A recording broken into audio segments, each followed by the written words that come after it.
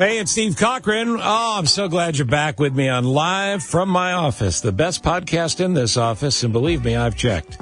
So when we're not doing original interviews, longer conversations with folks, I like to play for you some highlights from the radio show. I know you're busy. You don't necessarily have time to hear me every morning between 5:30 and 9 with my friend Jane Klaus and Nick Gale, all of us on the Big 89 WLS. I'm not saying you shouldn't. Certainly you should. But if you can't make it, you can always check in here midweek, and we give you highlights of some of our favorite things from the show, like today's episode. The great actor Gary Sinese has done more for the vets' cause in this country than anybody in show business, in recent memory, to be sure. And if you go to GarySineseFoundation.org, you can see some of that good work, and you can donate as well. Gary Sinese joins me to talk about a very special production, which is going to be going on around the country. By the time you hear this, the Chicago shows may be over, but there will be other places that this play is put up. Stand by for that. Also, Brad Meltzer from the History Channel, great guy and a great writer, a book called The Nazi Conspiracy, which is about a secret plot to kill the leaders of the world, which would have absolutely changed the course of history. It's a fascinating story. You haven't seen it anywhere else. It ought to be a movie. It probably will be. And Tom Hanks will be in it by law. Brad Meltzer, The Nazi Conspiracy. We'll talk about that. And the great Ryan Dowd. Ryan Dowd ran Hesed House in Aurora for years, one of the finest homeless shelters in America.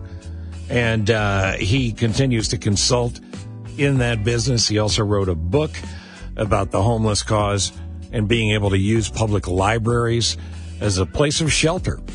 And the politics are involved around it. Anyway, we get Ryan Dowd in here, and he and I will talk about what amounts to the criminalization of homelessness and the lack of kindness and understanding and decency in this country at a very scary level. So we got a little bit of everything for you today. The two websites I will send you to are HesedHouse.org and GarySineseFoundation.org. I'll remind you of those when we're done. But let's get on with it now on this episode and remind you as well that the Steve Cochran Show is on 5:30 to 9 Monday through Friday on the Big 89 WLS and wherever smart devices allow you to stream and wherever you stream live radio, you can get me. So enough of me. Here's more of me with my guest previously mentioned. I hope you enjoy this. Steve Cochran, Jane Klaus in the house. Nick's here. This is the Big 89 WLS.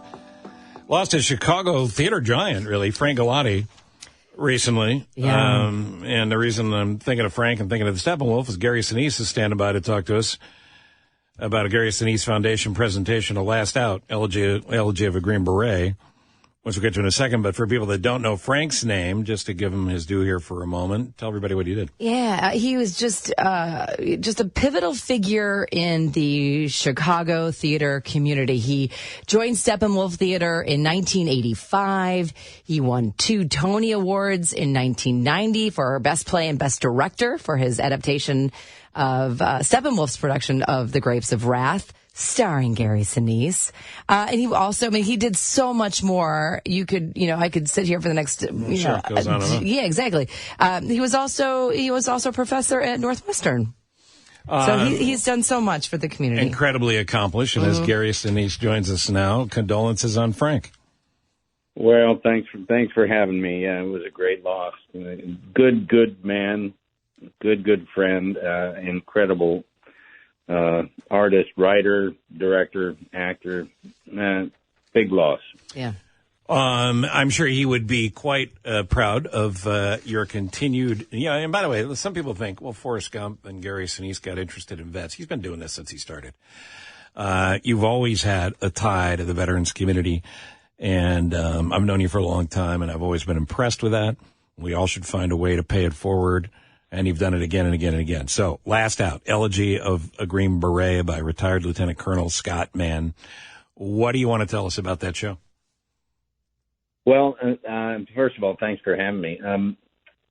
The veterans work really goes back quite a ways. I have a number of veterans in my family, and also on my wife's side of the family as well. Her brother served in Vietnam, and way back when, I mean, we've been together since the 70s, so I met her brothers, not too long after they had served in Vietnam, and I got to know them, and they really gave me an education early on as to what it was like to serve in Vietnam and then come home to a nation kind of torn apart by that war, and the Vietnam vets got kind of pushed into the shadows, and I felt very badly about that. So as director of Steppenwolf, I started looking for material that I could direct in the theater that would speak to the Vietnam veteran experience, and I found this play called Tracers in 1980.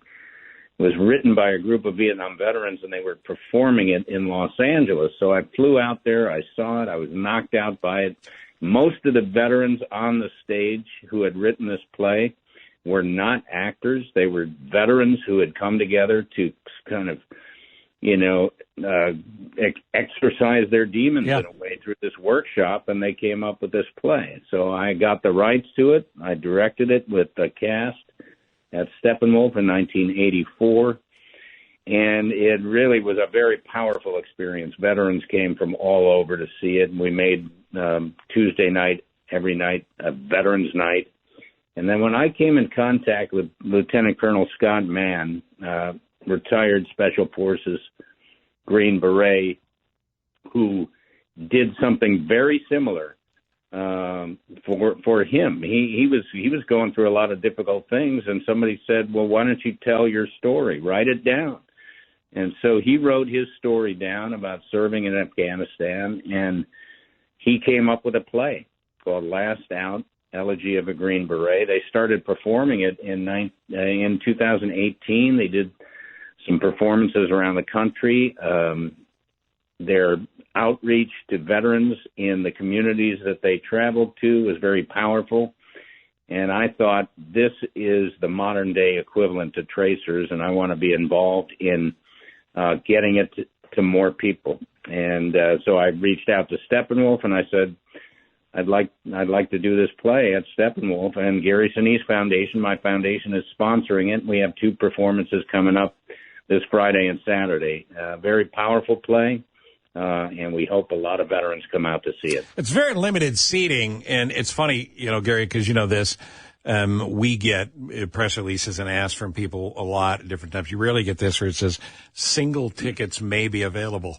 So it's great to be.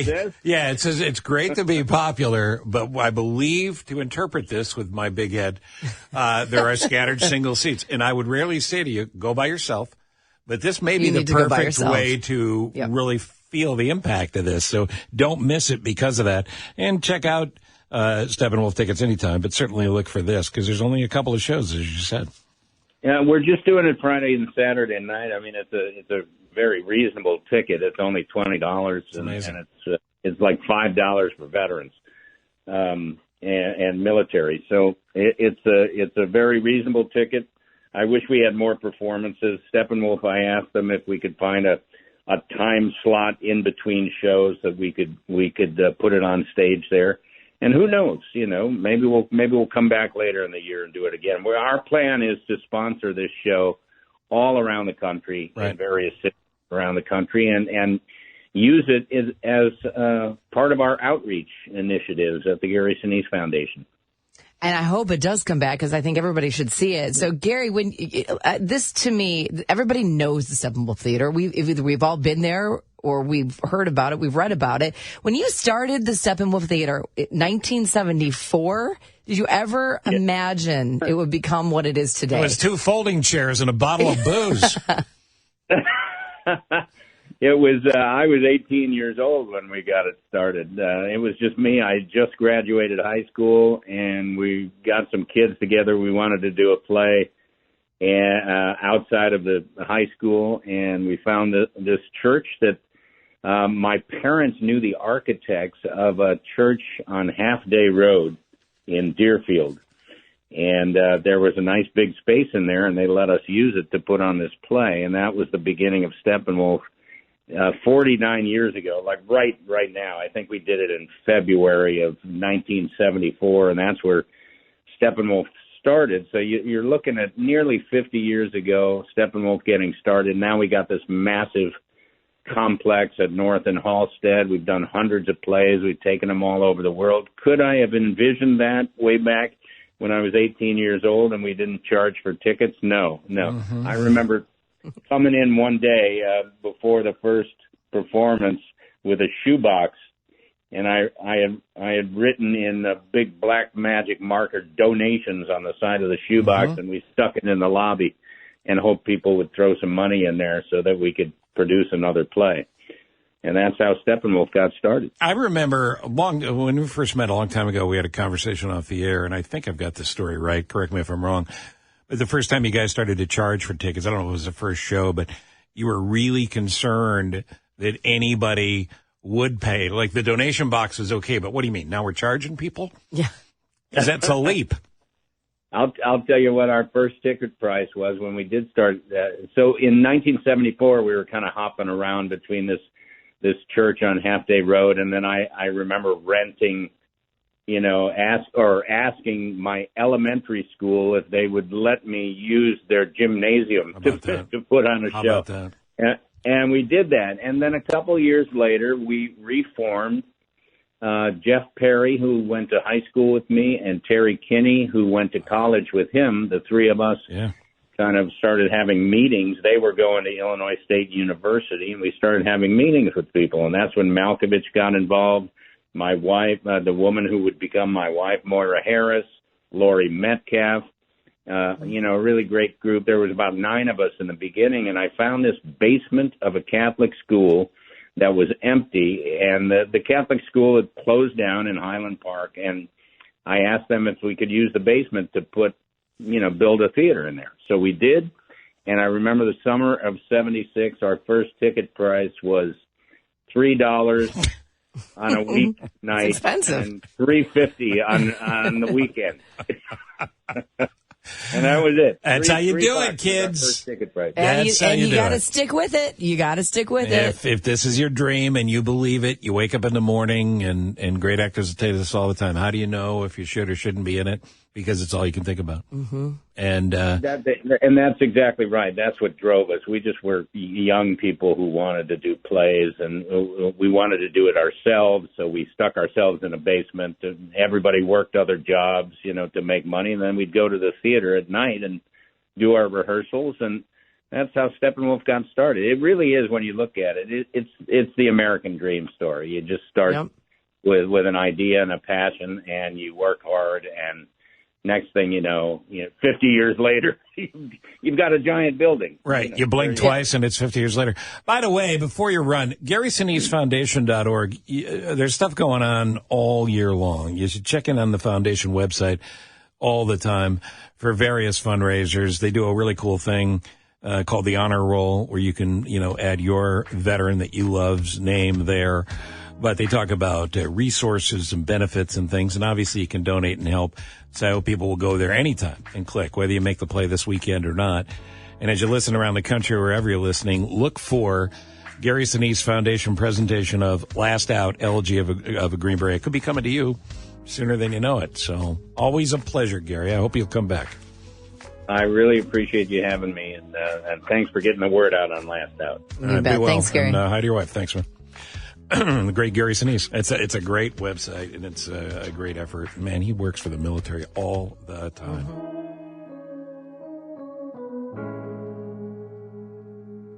Brad Meltzer joins us. The Nazi Conspiracy is his latest book. He is so prolific, Andrea. Stephen King called him and said, knock it off. Exactly. He said, you're going too fast. Taking my title. New York Times best-selling authors of The Lincoln Conspiracy with his buddy Josh Mensch, but Brad has written, 10, 11, 12 bestsellers or more. And we welcome him here to talk about The Nazi Conspiracy, the new book, which is a wild story and dead center for you, Mr. History. Welcome to the show. Thank you. Good to be here. The Nazi Conspiracy, to jump right in, is, to me, largely an untold... look, I'm knee-deep in this stuff. I love this stuff, this history. I did not know a great portion of what's gone on here. So I did know Roosevelt, Churchill, and Stalin were supposed to meet in Tehran. I didn't know they were supposed to be murdered there. So why don't you pick it up with that light note? Yeah, no. Thanks for starting so light.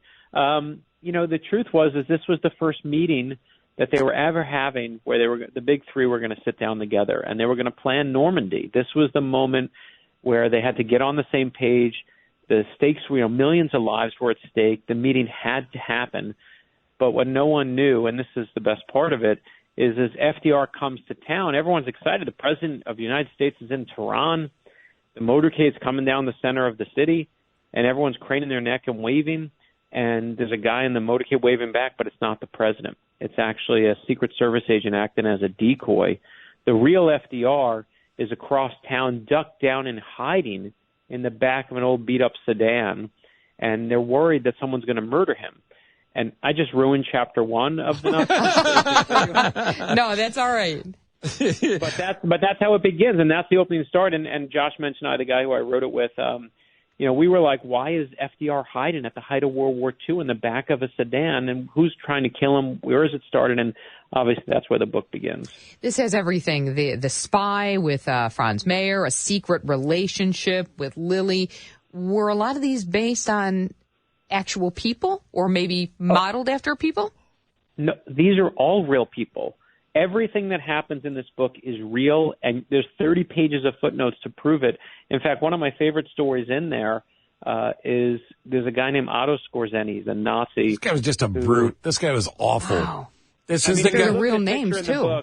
This is the guy with the scar, right? Yeah. Yeah, he's got a big scar on his face. Adolf Hitler wants to find his best fighter, so he brings all his special operations fighters to the Wolf Slayer, his secret headquarters, lines them up shoulder to shoulder, and asks one question. What do you think of Italy? And all of them, of course, start saying, Italy's on our side. We stand strong with them. But Otto Skorzeny, this one Nazi, shouts out above everyone, I am from Austria, my Fuhrer, because he knows, of course, that Adolf Hitler is from Austria. And Otto Skorzeny is gambling because he knows a real Austrian hates Italy because they took a piece of Austria and they never gave it back during World War I. And Adolf Hitler turns, looks at this Nazi, and he's like, I got my guy. Right. And he sends Otto Skorzeny on a secret mission. And you saw in the book, it's so crazy, it's so bananas. I said to my editor, we need to put a photograph of this moment in the book because otherwise people won't believe it really happened. And when you get to that page, you see what Otto Skorzeny is doing that day. It is the craziest Nazi story that really happened that you've never heard of. And Skorzeny in that crazy story, which we're not going to give up, is the perfect thug to go forward. The fact that he goes through, this is pre-internet, kids, the fact that he goes through all of this and finds a way not to be murdered in these missions is amazing. And I love, just to go back to something Andre said a second ago, I love that the femme fatale in this is named Lily. No wonder Mel Brooks always named them Lily. Right? Was that like a thing with a woman that was going to change the course of history? Did they had to be named Lily? I think it's required. I mean, and let's talk about that. There's a Nazi spy named Franz Mayer who's on the ground in Tehran, and he's there for years. He's kind of wearing disguises, building a network of Nazi spies. And he tells Berlin, he's like, listen, I have a drop zone. I have a place you can send me a message. I'm here. I'm your guy on the ground. And the Nazis in that moment get the best thing anyone gets in a fight, an opportunity. And they see an opportunity in Franz Mayer, but what Franz Mayer doesn't know, he's sleeping. His girlfriend is a woman named Lily Sangari. But what he doesn't know is his great girlfriend, this Nazi's girlfriend, is sleeping with a guy who's an American GI. And so you can't make this stuff up. No. It's literally like that's why it sounds he's like whispering stuff in her ear, and she's whispering it to us. And again, you've never heard of these people. They all are responsible for changing the course of history at the height of World War II. You have a unique talent. You're able to write both fiction and nonfiction. This is too good to be real. You know what? If I tried to make this up and I put it in a thriller, my editor would say no one will believe it. Yeah. But there's moments in the book, things I'd never heard of. The Nazis' top secret information they would hide it on what they called brown sheets, and they were called that because they were literally dark brown sheets of paper. And they lock them up in these special compartments. After a month, you had to destroy the brown sheets so no one would hear or be able to read the Nazis' top secret information. But the head of propaganda for the Nazis, Joseph Goebbels, he used to keep extensive diaries, which is a terrible intelligence fiasco. But he would write completely. down. I mean, what a moron, right? And that's how we found out. You know, we all know the Enigma machines and how we cracked the Nazi codes. But what struck me is we don't know the exact date that the Nazis or how they figured out that the big three, that Stalin and Churchill and FDR, were coming to Tehran for this meeting together. But what we did figure out is that the Nazis had cracked our codes too, and they had intercepted cables that were going back and forth between FDR and Winston Churchill, and they knew what we were up to as well. And, you know, again, you think of what's at stake here, millions and millions of lives at stake, and it almost, you know, what struck me was it almost went the other way. Well, and these little moments that turn into these major things that could change the course of history forever. This is only, Brad Meltzer, this is only, 80 years after Lincoln had one person guarding him and is murdered, assassinated. Mm-hmm.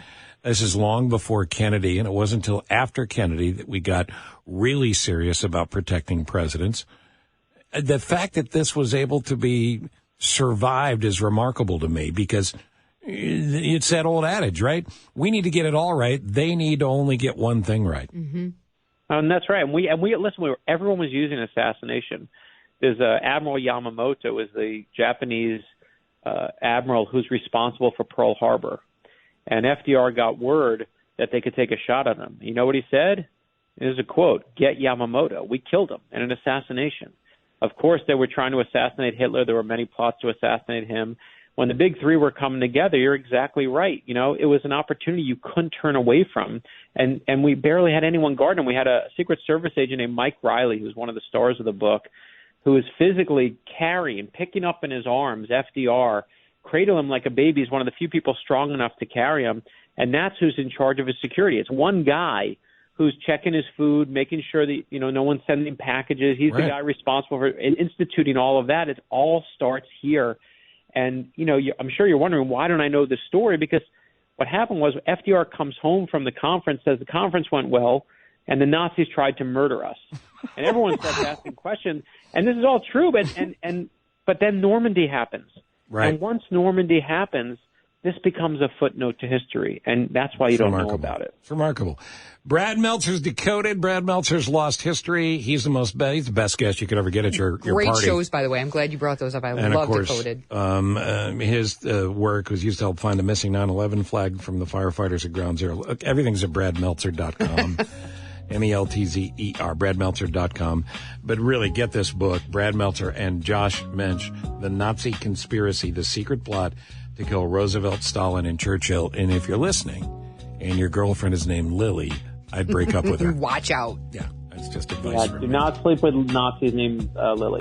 That seems like there's your walking advice lesson. for the day. Thanks, Brad. Brad, thank you, man. Be well. Okay, thank you so much. See you. This is the Big 89 WLS, and my friend Ryan Dowd joins us now. This Hesed House in Aurora is a fantastic place where Ryan Dowd was part of the team. He won't take credit for all that he did, but led a great team of folks in a very innovative way to not only recast the way we handle homelessness, but also try to educate people, including me, on what homelessness is and what it is not. So we bring Ryan Dowd in to give us some fundamentals before we talk about this story that's driving me crazy. Good morning, sir. Good morning. How's it going? Oh, that's great. Nice to reconnect with you. How are you? Pretty good. Pretty good. No complaints. So you have worked in and around and with the cause of homelessness forever. And is there anything I missed on Hesed House that I should be mentioning? Because I hope people are still supporting it at the levels they were. Yeah, no, Hesed House is doing pretty well, all things considering what's happened with homelessness across the country. So part of the stuff that's come up in this wave of you suck because you don't agree with me, this belief system, is this push in urban areas to get homeless people out of my eye line and off city streets. This maybe start there. Speak to the fact that nobody chooses homelessness. Yeah, there's definitely this kind of misconception that people, you know, they like the freedom and they choose to be homeless and they want to live on the streets because, you know, they don't have to worry about money or jobs or whatnot. And And that's just not the reality. Nobody chooses that. It's a very, very challenging lifestyle that no one would choose if they had another option. And in addition to that, homelessness is not the addict exclusively. It's not the alcoholic exclusively. There's a segment of that where people are in really rough shape and they end up in that position. But one of the things you taught me right away was at Hassett House and other organizations, you got full together families who had a bad spot in their lives, who get up in the morning in the facility. They go to work to get the kids to school while they're getting their life back in order and finding a place to live. So bring that lesson forward. Yeah, increasingly homelessness is just across the spectrum. And what most people don't realize is that there's actually 3 different types of homelessness. So at Hassett House, half of the people we see in any given year will be with us for 2 weeks or less. They're barely homeless. They show up at Hassett House, they leave the next morning, they get a job, they get back on their feet again, and they're fine. That's going to be half of the homeless population.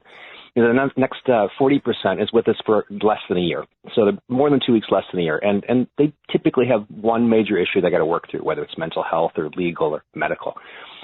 It's only that last 8 to 10% that's going to be homeless for a year or longer. And this is the population that we tend to think of. When we think of homelessness, we don't think of the 90% that are out of homelessness within a year. We're thinking about that 10% that's chronically homeless, that's been homeless for longer periods of time. But statistically, that's just not representative of who becomes homeless. And the net effect of that is when people lump every person in any group into one thing, nothing good can come of that. So I know you're way ahead of the curve on this stuff, whether it was kicking homeless folks out of libraries or off public transit. And now this, what's your level of concern about legislating this and making homelessness illegal in places?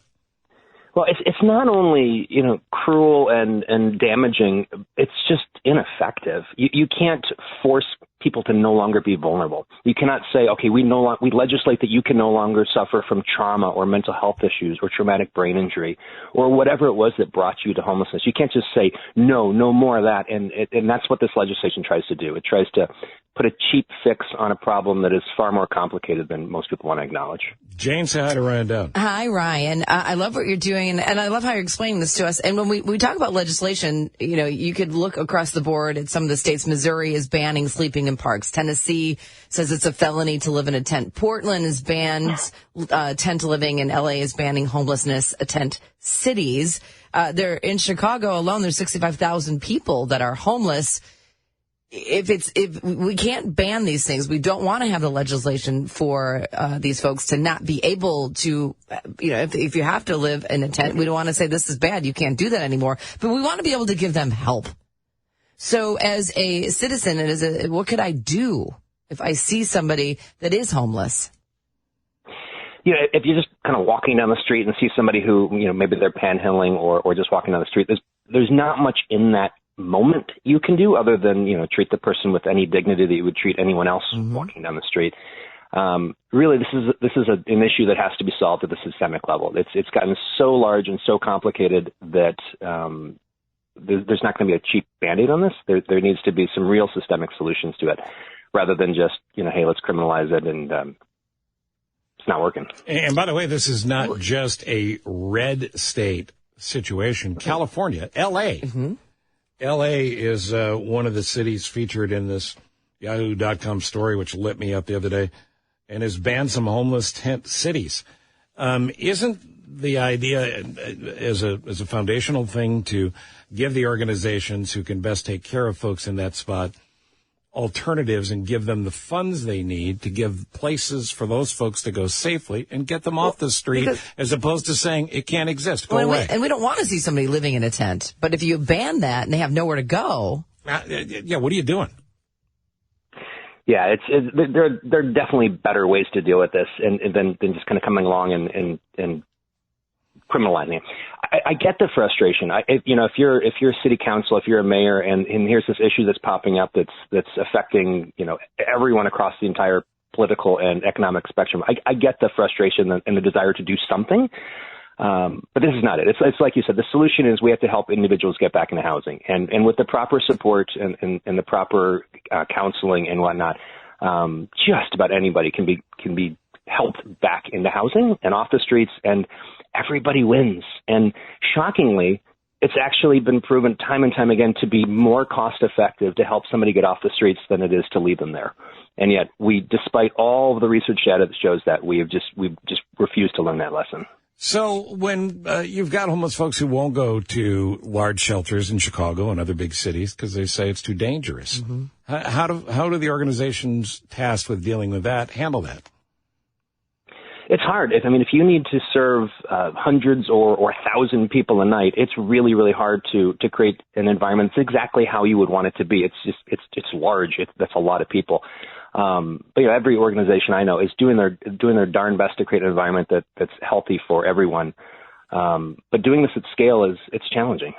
Yeah, and it's interesting too because some folks that are living on the street say, "This is my home, so you can't take that from me, and I don't want to go to a shelter." Yeah, and I get that. Shelters, again, crowded, fairly loud. And and having worked at a shelter my entire life, they're really hard to keep clean. I can understand somebody saying, I don't want to go to a shelter. That said, when shelters have adequate space and adequate resources, I've never seen anybody say, no, I'd rather eat out of a dumpster than eat at a shelter. When those shelters are appropriately resourced, you just don't see that. And if the people who are the organizers who try to get folks off the street are appropriately funded, then a lot of this problem takes care of itself. Can we continue to talk about this, you and I, on the show, and Jane, and go forward with this and have you continue to update us? Because this is getting a little bit of a snowball effect that's concerning me in a large way. Absolutely. And as far as people this morning, what can I do? It still comes down to who you elect, doesn't it? Who you elect and where you donate. Absolutely. Yeah. So Hesed House is a great organization, not just for the western suburbs, but that's certainly a place in Aurora where you could take a look. But wherever you live, if you do a Google search of homeless facilities, and you should always make sure you're giving your money to the right folks. You can do a charity navigator check on them as a charity or other charity organizations that unbiasedly rate them. But whether you're spiritual, religious or not, just with any kindness in your heart, come on. And I think it's important, Steve, you brought it up, Ryan, you said the three categories of who might be homeless. And it's important for us to remember who they are. Not everybody is an addict. It's circumstance. It's mental illness. Right. And to learn more about it, really. Right. And that's another thing you could do on your own time is Google up information on folks that are on the street and learn more. It's just not that simple. But anyway, Ryan, thanks to the work you've always done in this area, and we'll be back with you on multiple occasions, I know. Thanks for coming on. Thanks, Ryan. Thanks, Steve. Thank you. Something coming up next month, as a matter of fact, I want to bring Ryan back for. It's a bigger deal in February to try to move the ball in a positive way. All right, thanks for listening to the Big 89, WLS whenever you can. And thanks for listening to this episode of Live from My Office. Special production credit going to Miranda Ellis. Look, Ross Cochran can't be here every time.